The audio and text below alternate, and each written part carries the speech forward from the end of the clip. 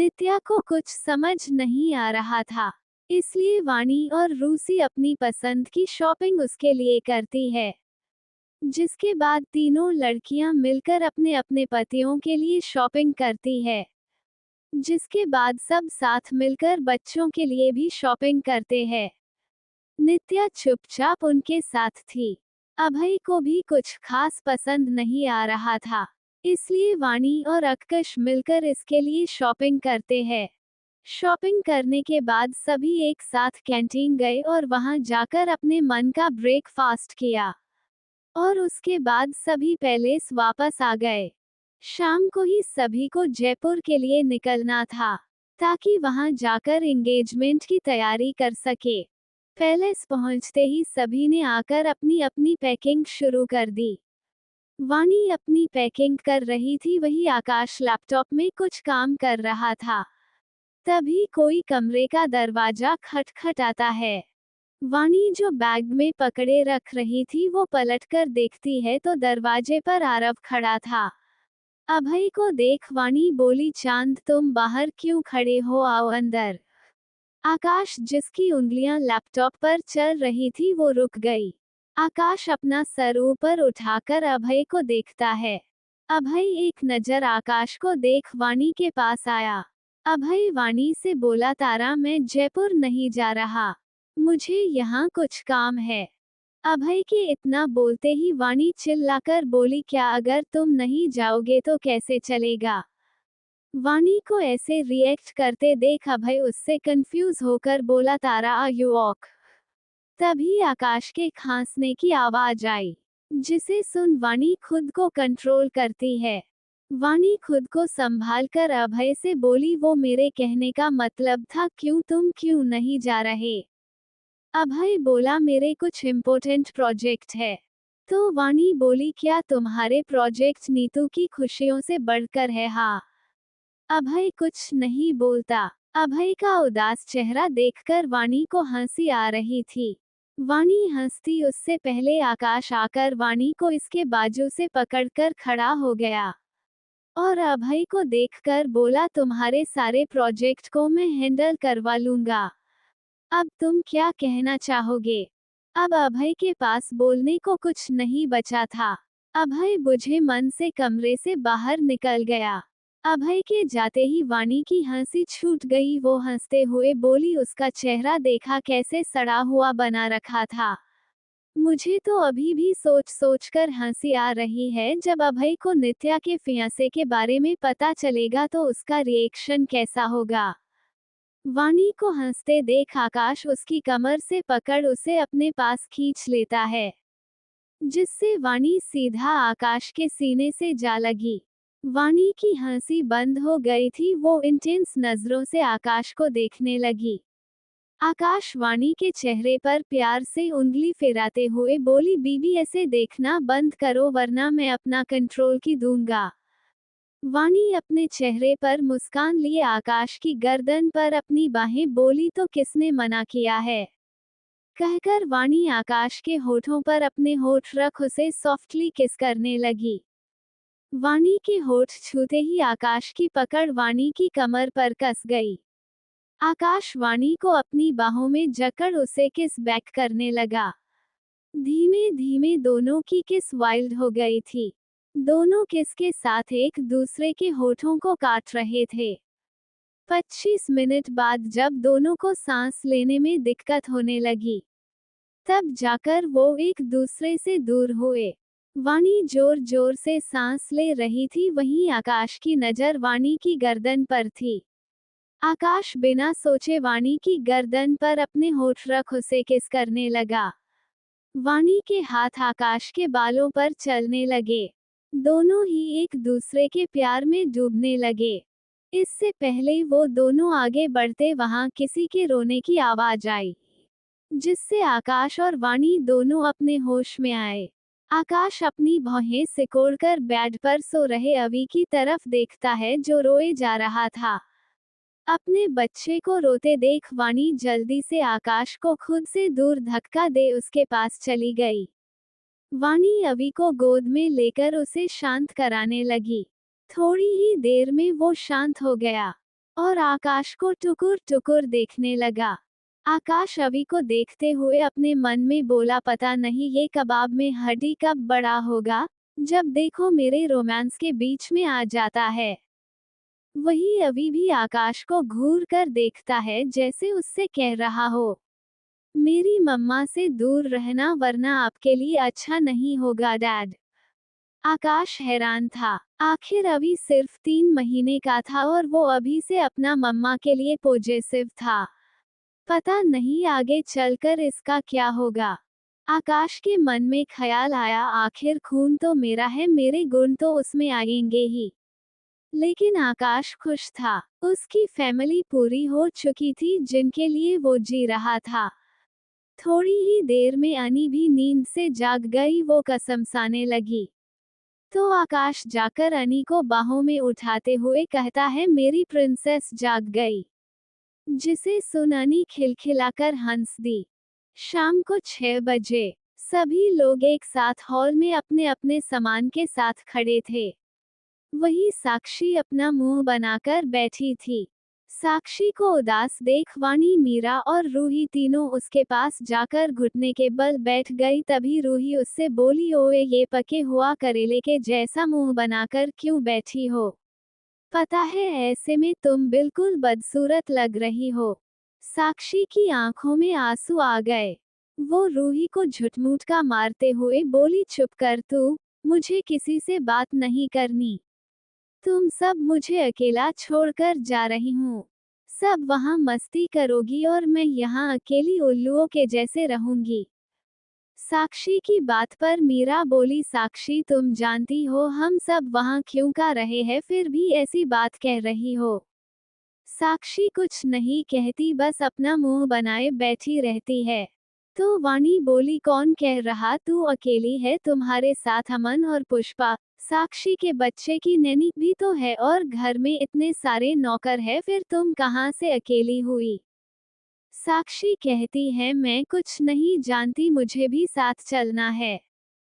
तब अमन आकर सखी के बगल में बैठ उसे अपने गले लग उसे समझाते हुए कहता है, बेबी बात को समझो, अभी तुम वीक हो और तुम्हें रेस्ट की जरूरत है। और हमारी प्रिंसेस में बहुत छोटी है। अमन और बाकी सब साक्षी को समझाते हैं तो साक्षी मान जाती है। पर वो फिर भी उदास थी। कुछ देर में नौकर सबके बैग्स गाड़ियों में रख देते हैं। फिर सभी साक्षी और अमन को बी बोल एयरपोर्ट के लिए निकल गए, जहां से वो सब आकाश के प्राइवेट जेट से जयपुर जाएंगे। एयरपोर्ट में जैसे ही सभी एयरपोर्ट पहुंचे, उन्हें कुछ मीडिया वालों ने घेर लिया। पर गार्ड्स मीडिया वालों से बचाकर उन्हें एयरपोर्ट के अंदर ले गए। अंदर पहुंचते ही रूही बोली, ये मीडिया वाले भी बड़े अजीब होते हैं, इन्हें तो बस छोटी से बात का बतंगड़ बनाने को कह दो बस। अब क्या लोग इनके कारण कहीं आ जा भी नहीं सकते?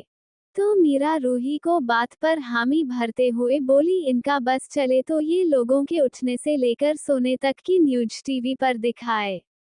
तभी सोम मीरा के कान पास जा उसे छेड़ते हुए बोला, और सोने के बाद की? मीरा सोम की बात का मतलब समझ चुकी थी। मीरा घूरकर सोम को देखती है। तभी आदि बोला, यार अभी यही खड़े रहकर टाइम पास करना है या फिर चलना भी है?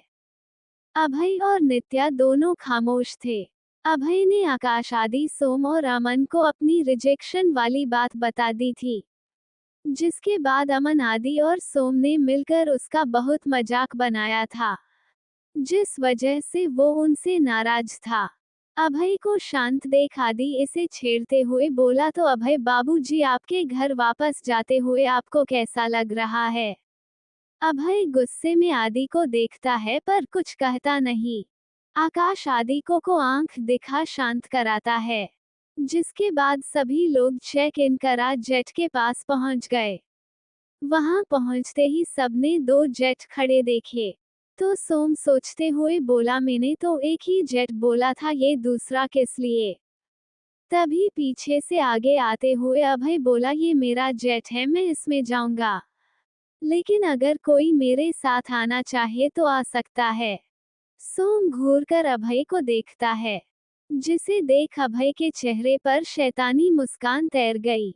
अभी कोई कुछ कहता उससे पहले ही वाणी बीच में बोली, तो फिर ठीक है चांद, तुम नीतू को अपने साथ ले जाओ, क्योंकि ये दोनों सोम और आदि की तरफ इशारा करके तुम्हारे साथ आने से रहे और ना ये अपनी वाली को भेजेंगे, और मैं आकाश और बच्चों अपने जेट में आएंगे। तो अब तुम्हारे पास लास्ट ऑप्शन बचा है नीतू। फिर वाणी थोड़ा रुककर बोली, वैसे तुम गार्ड्स को भी अपने साथ ले जा सकते हो। नित्या तो अपना मुंह फाड़े वाणी को देख रही थी। वाणी ने उसकी दिखती रख पर हाथ को रख दिया था। नित्या जिस इंसान से दूर जाना चाहती थी, वाणी जानबूझकर उसे उसके पास भेज रही थी। अभय कुछ कहता उससे पहले नित्या बोली, मैं उनके साथ अकेली नहीं जाऊंगी। नित्या की भर सुनते ही अभय अपनी भौहें सिकोड़ आंखें छोटी कर नित्या को घूरता है। तभी वाणी नित्य से बोली, किसने कहा तुम अकेली जा रही हो? गार्ड्स भी तो तुम्हारे साथ जा रहे हैं और तुम इतना डर क्यों रही हो? अभय थोड़ी ना तुम्हें कच्चा खा जाएगा।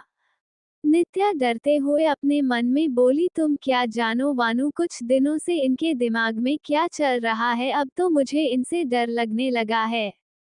वही अभय अपने मन में कह रहा था, बहुत शौक है ना तुम्हें मुझसे दूर भागने का, अब देखो तुम मैं क्या करता हूँ।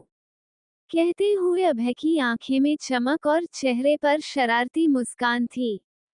आखिर में नित्या को ही हार मानना पड़ा। सब आकाश वाले जेट में बैठ गए और नित्या अकेली अभय के साथ इसे रोना आ रहा था, पर वो रो भी नहीं सकती थी, बस मन ही मन वाणी को गालियां दे रही थी। Audio by Sakir JX07। तुम क्या जानो वानू, कुछ दिनों से इनके दिमाग में क्या चल रहा है, अब तो मुझे इनसे डर लगने लगा है। नित्या डरते हुए अपने मन में बोली। वही अभय नित्या को घूरते हुए अपने मन में कह रहा था, बहुत शौक है ना तुम्हें मुझसे दूर भागने का, अब देखो तुम मैं क्या करता हूँ। कहते हुए अभय की आंखें में चमक और चेहरे पर शरारती मुस्कान थी। आखिर में नित्या को ही हार मानना पड़ा। सब आकाश वाले जेट में बैठ गए और नित्या अकेली अभय के साथ इसे रोना आ रहा था, पर वो रो भी नहीं सकती थी, बस मन ही मन वाणी को गालियां दे रही थी। बेचारी अपना लटका हुआ चेहरा लेकर वो अभय के जेट में चली गई। वहीं नित्या को ऐसे देख सभी की हंसी छूट गई। रूही हंसते हुए बोली, पूरी पागल है ये लड़की, पता नहीं इसका आगे क्या होगा। तो आदि उसे छेड़ते हुए बोला, हाँ लेकिन तुमसे थोड़ी कम क्यों साली साली जी। मीरा की तरफ मुस्कुराते हुए। तो मीरा भी मुस्कुराते हुए आदि से बोली, आप हमें नीचे मत खींचे। वही रूही आदि को घूर कर देखने लगी, जैसे कह रही हो तुम अकेले में मिलो तब बताती हूँ मैं। दूसरी ओर पेरिस में होटल रूम में रौनित अपना मुंह फुलाए बैठा था। वो बार अपने फोन को घूर रहा था, क्योंकि उसे भी नित्या की एंगेजमेंट के बारे में पता चल चुका था, जिससे वो खुश तो था, पर जब वाणी ने उसे वापस आने से मना कर दिया तो बेचारा रौनीत रोने ही लगा था। वही सोम, आदि और अमन ने उसे चिढ़ाने का एक भी मौका नहीं छोड़ा था।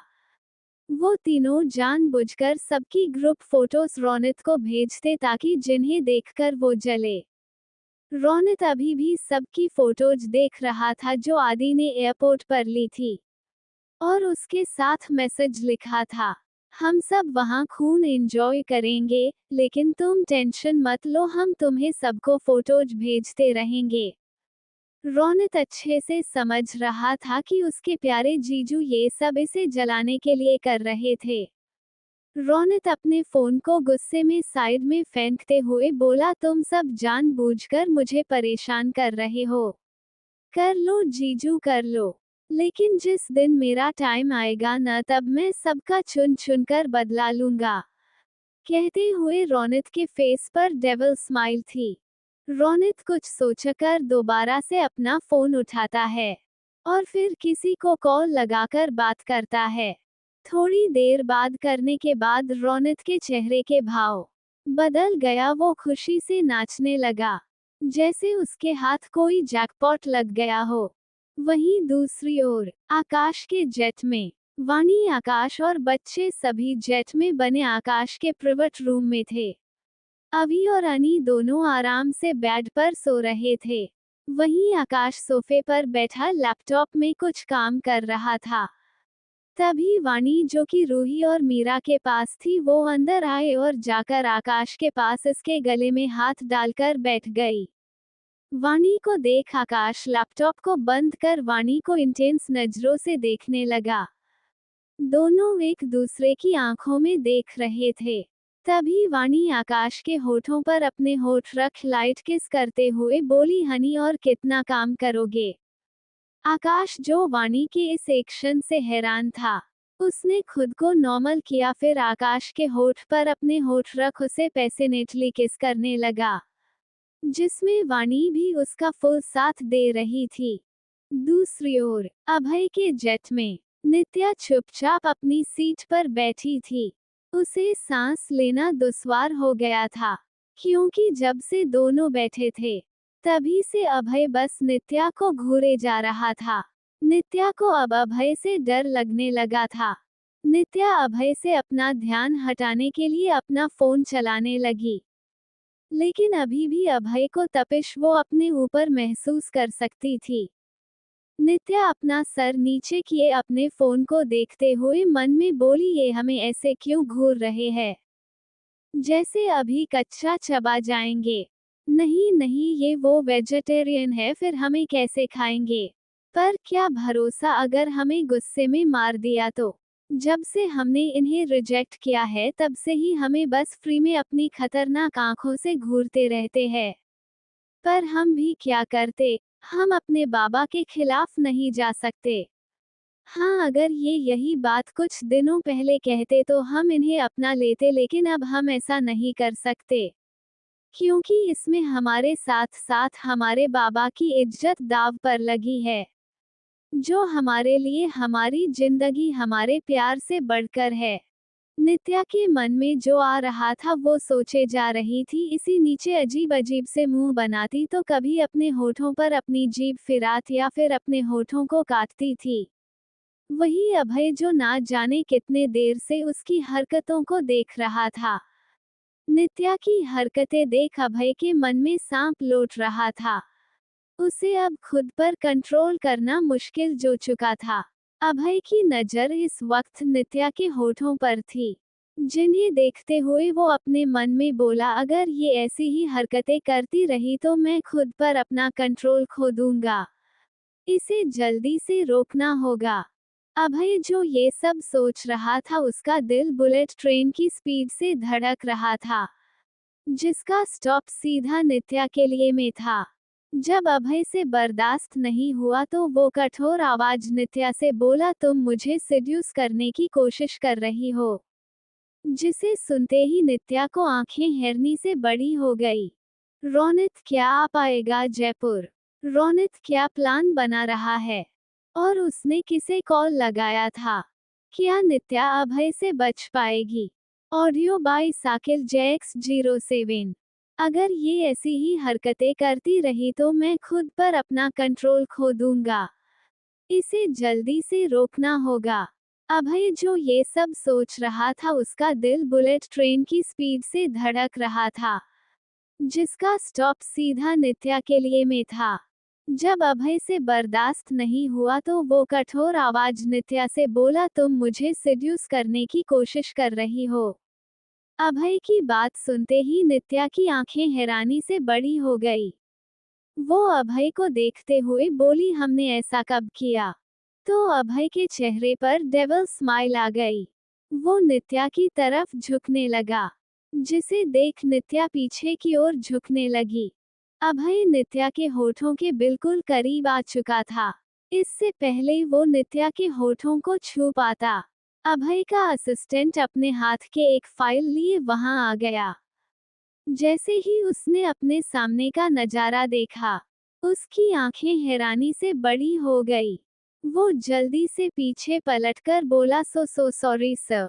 जैसे ही नित्या ने आवाज सुनी उसने अभय को अपने ऊपर से धक्का दे दिया। ये सब इतनी जल्दी में हुआ कि अभय को संभलने का मौका नहीं मिला और वो सीधा फ्लो पर जा गिरा, जिसे देख असिस्टेंट की हंसी छूट गई। अभय, जिसकी गिरने की वजह से पहले ही कमर की बैंड बज गई थी, असिस्टेंट के हंसने से वो और चिढ़ गया। वो अपना दर्द छुपा अपने दांत पीसते हुए बोला, तुम्हें मेरे गिरने से बड़ी हंसी आ रही है, कहो तो तुम्हें जेट से नीचे फेंकवा दूं। अभय की बात सुनते ही असिस्टेंट का चेहरा डर से काला पड़ गया। वो अभय से सॉरी बोलकर वहां से भागकर जहां गार्ड्स थे वहां जाकर छिप गया, क्योंकि उसे पता था अगर अभय ने कहा है तो वो उसे वहां से नीचे गिरवा भी सकता है। असिस्टेंट के जाने के बाद अभय अब नित्या को घूर कर देखता है। वो अपनी कमर पर हाथ रख खड़ा हुआ, फिर झल्लाते हुए नित्या से बोला, पागल लड़की, मुझे धक्का क्यों मारा। नित्या डरते हुए बोली, आप हमारे नित्या के गाल लाल होने लगे। नित्या को समझ नहीं आ रहा था वो क्या बोले, जिसे देख अभय उसे छेड़ते हुए बोला, मैं क्या, हाँ बोलो। अभय के ऐसे बोलने से नित्या की धड़कनें बढ़ने लगी थी। नित्या अपनी धड़कनों पर काबू करते हुए बोली, देखिए आप हमसे दूर रहिए। आप क्यों नहीं समझ रहे, हमारी सगाई होने वाली है। जिसे सुनते ही अभय को गुस्सा आ गया। वो नित्या की बाहों पर अपनी पकड़ मजबूत करते हुए बोला, लेकिन अभी हुई तो नहीं ना। नित्या अपनी नम आंखों से अभय को देख रही थी, जिसे देख अभय को अपने दिल में टीस सी उठने लगी। अभय नित्या को छोड़ देता है। अभय के छोड़ते ही नित्या जेट में बने अभय के प्राइवेट रूम में चली गई और दरवाजे को अंदर से बंद कर लिया। अभय बस इसे जाते देख रहा था। वो गुस्से में टेबल पर रखे सामान को फेंकते हुए बोला, क्यों तुम मुझे खुद से दूर कर रही हो। नहीं रह सकता मैं तुम्हारे बिना। वही सामान टूटने की आवाज सुनकर अभय का असिस्टेंट वहां आ गया। वो अभय को गुस्से में देख डर गया और डरते हुए अभय से बोला, सर आप ठीक है। उसकी बात पूरी होती उससे पहले ही अभय उस पर गुस्से में चिल्लाकर बोला, जस्ट गेट आउट। अभय के बोलने को देर थी, असिस्टेंट वहां से ऐसे गायब हुआ जैसे गधे को सर से सींग। अभय गुस्से में अपनी सीट पर बैठ गया और गुस्से में वाइन पीने लगा। असिस्टेंट गार्ड पास आ गया। असिस्टेंट को हालत देखकर सभी को हंसी आ रही थी। जिन्हें अपने ऊपर हंसते देख असिस्टेंट गुस्से में बोला, तुम्हें बड़ा मजा आ रहा है, कहो तो सर से तुम्हारे बारे में बात करूं। जिसे सुनकर सभी डर गए। तो असिस्टेंट सबको इग्नोर कर अपने फोन से किसी को मैसेज भेजता है। 5 घंटे बाद सभी लोग जयपुर के एयरपोर्ट पहुंच चुके थे, जहां उन्हें अभय और साक्षी के पापा के गार्ड्स पिकअप करने आए थे। कुछ ही देर में सभी लोग अभय के महल पहुंच चुके थे। बड़े से गेट से होते हुए गाड़ी महल के सामने आकर रुकी। सभी खड़े होकर महल देखते हैं, जो काफी पुराना था, जिसमें अभय के परिवार की कई पीढ़ियां रही, लेकिन जिसके बाद भी महल बिल्कुल नए जैसा था। पूरे महल को सबके स्वागत के लिए सजाया गया था। सभी आकर लाइन से महल के सामने खड़ी हो गई, जिनके खड़े होते ही महल के नौकर जाकर सभी गाड़ियों के दरवाजा खोलते हैं। पहली कार से आकाशवाणी और उनके बच्चे बाहर आए। दूसरी कार से अभय, नित्या आदि और रूही। तीसरी कार से सोम और मीरा। बाकी को कामे उनके गार्ड्स थे। सभी जयपुर आकर खुश थे। जैसे ही सब महल के अंदर पहुंचे उनका फूलों और ढोल नगाड़ों से स्वागत किया गया। महल के अंदर अभय के चाचा विवेक जी पहले से उनके आने का इंतजार कर रहे थे। अभय को देखते ही उन्होंने उसे गले लगा लिया। अभय भी उनके लगे का उसने अलग हुआ, फिर झुककर विवेक जी के पैर छुए, जिसके बाद बाकी सबने भी उनका आशीर्वाद लिया। सभी हॉल में रखे सोफे पर बैठे थे। रूही और मीरा के साथ आदि और सोम अपनी नजरें घुमाकर पूरा महल देख रहे थे। ऐसा नहीं था कि उन्होंने पहले ऐसा कुछ देखा नहीं था, लेकिन कहते हैं क्यूरोसिटी भी कोई चीज होती हुई भई। आदि महल को देखते हुए सोम से जो उसके बगल में बैठा था उसके कान में बोला, यार ये साला तो बड़ा अमीर निकला। तो सोम बोला, हाँ यार तू सही कह रहा है। तभी रूही की आवाज आई। वो चहकते हुए विवेक जी से बोली, काका सा आपने महल को बहुत अच्छे से संभाला है। महल आज भी बिल्कुल पहले जैसा है, सुंदर। बस कुछ इंटीरियर चेंज है। विवेक जी हंसते हुए बोले, आप भी अच्छा मजाक कर लेती है। सभी हंसी खुशी बात कर रहे थे, पर कोई था जिसे ये सब देखकर जलन हो रही थी। अभय सबको खुश देख अपने मन में बोला, यहाँ मेरी खुशियों को आग लगा, सब देखो कैसे खुश हो रहे हैं। अभय नित्या को तरफ देखते हुए बोला, और ये मैडम, इन्होंने जिस लड़के को देखा भी नहीं, ना ही उसका नाम पता, लेकिन फिर भी उससे शादी करने चली है। एक बार वो चपड़ गंजू मुझे मिल जाए, साले को मार मार कर टकला न कर दिया तो देखना। अभय के बदलते एक्सप्रेशन देख वाणी अभय से बोली, चांद तुम ठीक हो ना, कहीं तुम्हारी तबीयत तो खराब नहीं? तो अभय बोला, नहीं मैं ठीक हूँ, बस थोड़ा आराम करना चाहता हूँ। कहकर अभय जाने को खड़ा हुआ ही था कि रूही उसे छेड़ते हुए बोली, हाँ हाँ आज कर लो जितना आराम करना है, क्योंकि कल सबसे ज्यादा काम तो तुम्हें ही रहेगा। आखिर कल हमारी नीतू की एंगेजमेंट में है, और तुम इसके सबसे अच्छे दोस्त, तो इस नाते तो काम करना बनता है। रूही की पर अभय को बहुत गुस्सा आ रहा था, उसका चेहरा गुस्से से लाल हो चुका था, पर वो अपने गुस्से को कंट्रोल करता है। वहीं अभय को ऐसे देख सब अपना सर झुकाकर हंस रहे थे। अभय बिना जवाब दिए अपने कमरे में चला गया। अभय के जाने के बाद विवेक जी नित्या को अपने पास बुलाकर बैठाते हुए पूछते हैं, बेटा आप इस रिश्ते के लिए तैयार है ना? अगर आपके मन में कोई है तो हमें अभी बता दे। विवेक जी ने नित्या को बचपन से पाला था। जब नित्या 3 साल की थी तब नित्या के माँ पापा की हत्या कर दी गई थी। तभी से विवेक जी उसे अपनी बेटी बनाकर अपने साथ रखने लगे। इसलिए वो उन्हें बाबा और काका सा दोनों कहती है। कोष्टक। सभी नित्या को देख रहे थे, और नित्या जिस तरफ अभय गया था वहां। जब नित्या को अभय दिखना बंद हो गया तब वो विवेक जी से बोली, नहीं बाबा, ऐसा कुछ नहीं है। और वैसे भी जिस लड़के को आपने हमारे लिए पसंद किया होगा कुछ सोचकर ही किया होगा। फिर थोड़ी रुककर बोली, हम इस रिश्ते के लिए तैयार है। कहते हुए नित्या के चेहरे पर कोई भाव नहीं थे, लेकिन वाणी और बाकी सब साफ साफ देख सकते थे कि नित्या उदास है। नित्या की बात सुनते ही सबने अपना सर पीट लिया। तभी रूही बोली, इस लड़की का कुछ नहीं हो सकता। अरे इतना अच्छा मौका मिला था तो बता देती है काका को अपने मन की बात, लेकिन नहीं, उन्हें तो महान बनना है। फिर आसमान की तरफ देखते हुए बोली, भगवान बचाए इतने महान इंसानों से। वाणी का भी यही हाल था। थोड़ी देर तक बात करने के बाद सब अपने अपने गेस्ट रूम में चले गए, जिनका इंतजाम विवेक जी ने पहले से कर रखा था। अभय अपने कमरे में था। तभी उसका भरोसेमंद नौकर रामू अभय के कमरे में आया और अभय के सामने अपना सर झुकाकर बोला, खंबा गड़ी हुकुम सा। अभय अपने गुस्से को शांत करते हुए अपना सर हाँ में हिलाकर बोला, क्या खबर है? पता चला उस चिलगोजे का जिसकी शादी तुम्हारी नित्या बाई सा होने वाली है। रामू जो अपना सर झुकाकर खड़ा था, अभय की बात सुन वो हैरानी से अपना सर उठा अभय को देखने लगा। रामू को खुद को घूरता पाकर अभय चिढ़ते हुए बोला, अगर मुझे घूरना हो गया तो जो पूछा है उसका जवाब दो।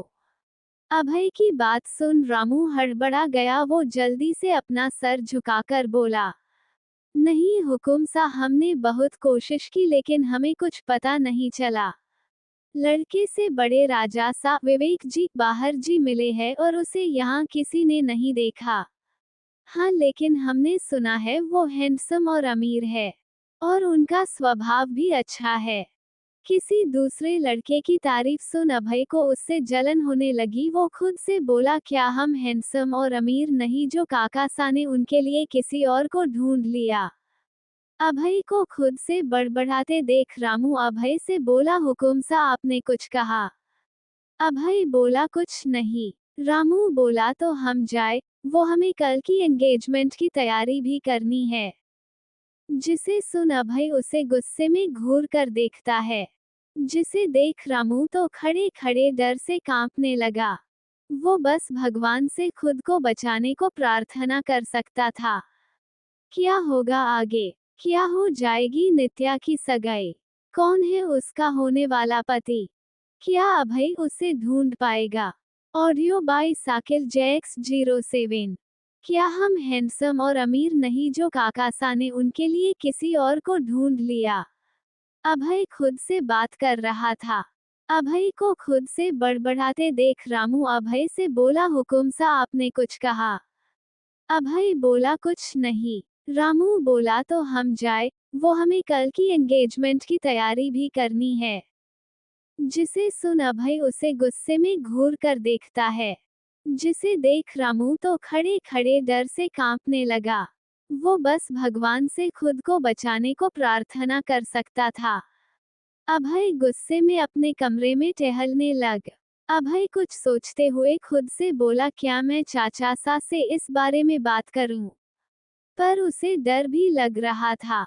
दूसरी ओर नित्या अपने कमरे में बैठी लंबी लंबी सांसें लेकर खुद को नॉर्मल करने की कोशिश कर रही थी। आखिर करे भी क्यों ना, अभय की हरकतें से उसके दिमाग ने काम करना बंद कर दिया था। उसे रह रहकर अभय की बातें याद आ रही थी। इन्हें याद करते ही नित्या की धड़कनें तेज होने लगती। नित्या आखिर में थककर बेड पर बैठ गई। वो खुद से बोली, नीतू जस्ट रिलैक्स। तुम्हें उनके बारे में इतना सोचने की कोई जरूरत नहीं समझी। तुम्हें अपनी आने वाली लाइफ के बारे में सोचना चाहिए। कल तुम्हारी सगाई होने वाली है। नित्या खुद को दिलासा दे रही थी पर उसका दिल तो जैसे उससे बगावत करने पर तुला था।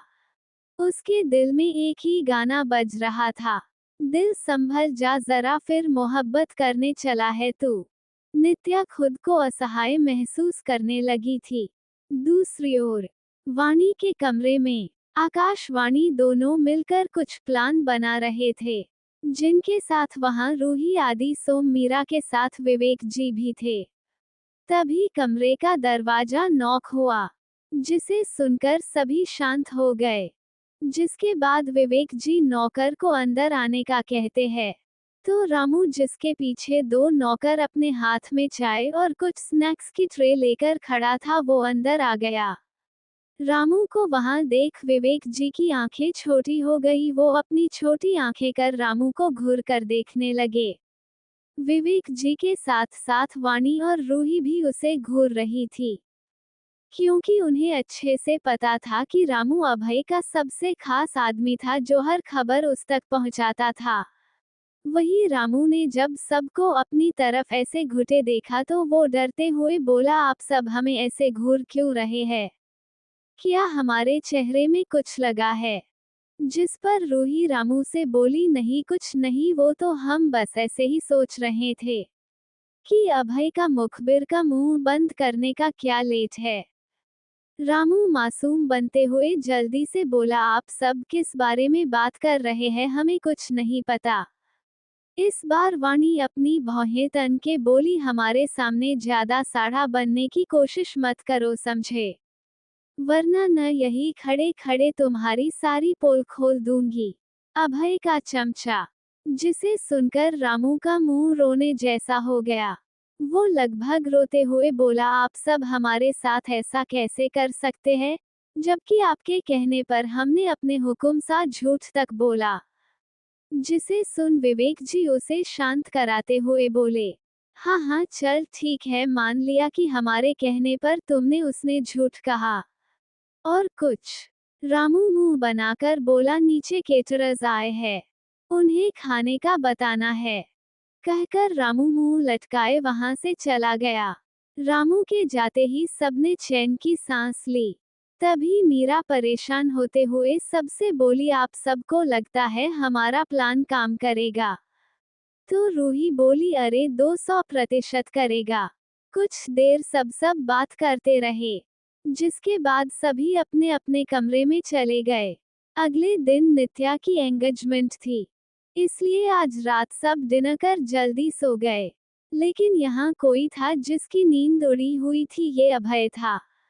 अभय को परेशान करने के लिए आदि और सोम जानबूझकर नित्या के होने वाली पति की तैसे उसके सामने कर रहे थे और उसे जला रहे थे। वही रोनित भी कहाँ पीछे रहने वाला था। वो अभय को बार बार मैसेज करके परेशान कर रहा था, जिससे गुस्सा होकर अभय अपना फोन स्विच ऑफ करके रख लेता है। अभय बेड पर अपने हाथ पैर पसारे लेटा कुछ सोच रहा था, और ऐसे ही उसको नींद आ गई।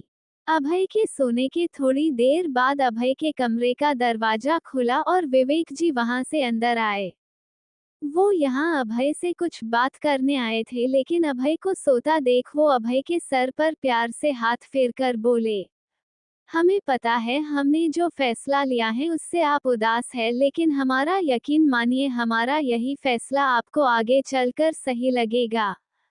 अभय को कुछ देर प्यार से देखने के बाद विवेक जी वहां से चले गए। अगली सुबह, आज सुबह से महल में भगदड़ मची थी। महल को सुंदर फूलों और लाइट से सजाया जा रहा था। सभी कोई ना कोई काम में लगे हुए थे। आदि और सोम भी सबका हाथ बटा रहे थे।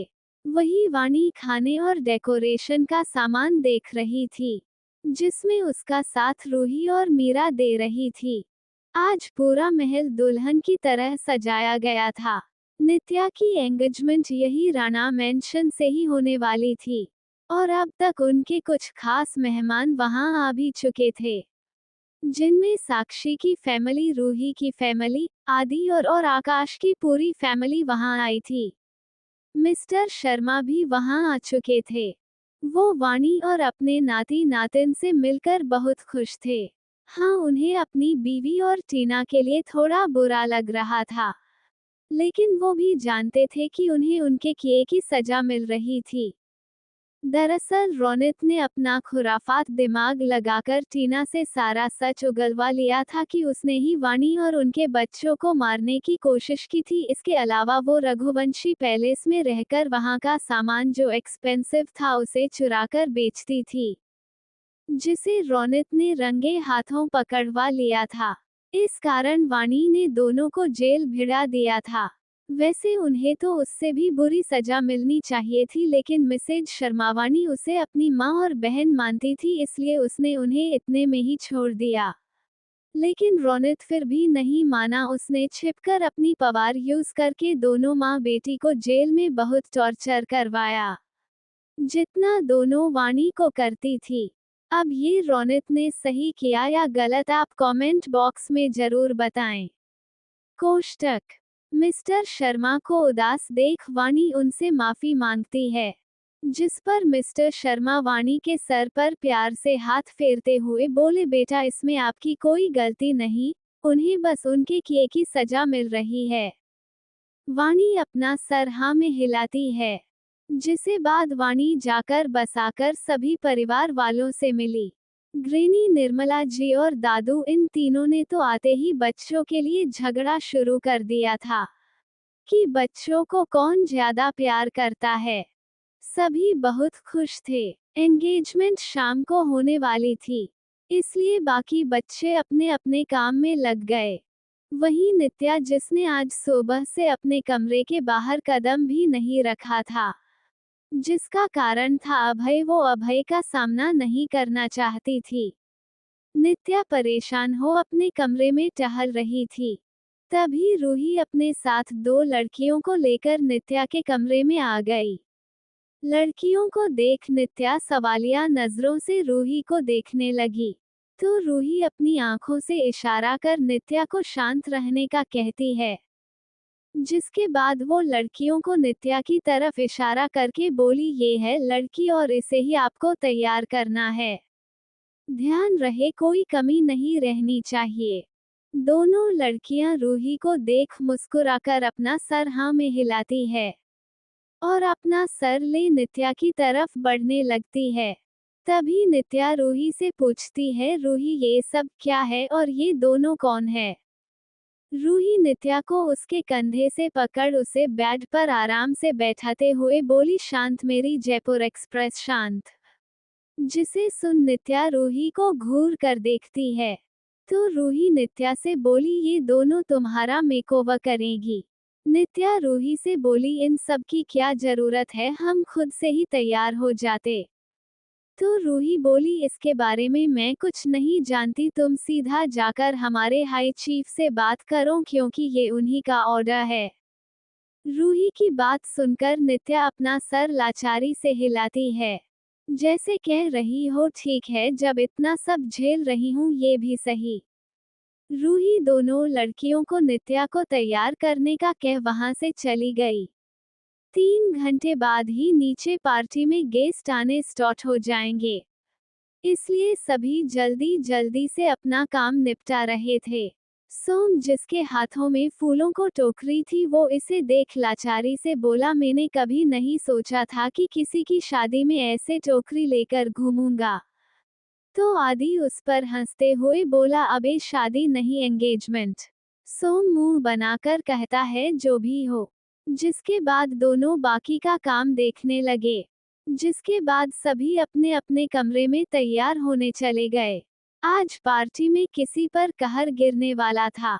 देखते हैं उससे कौन कौन घायल होता है।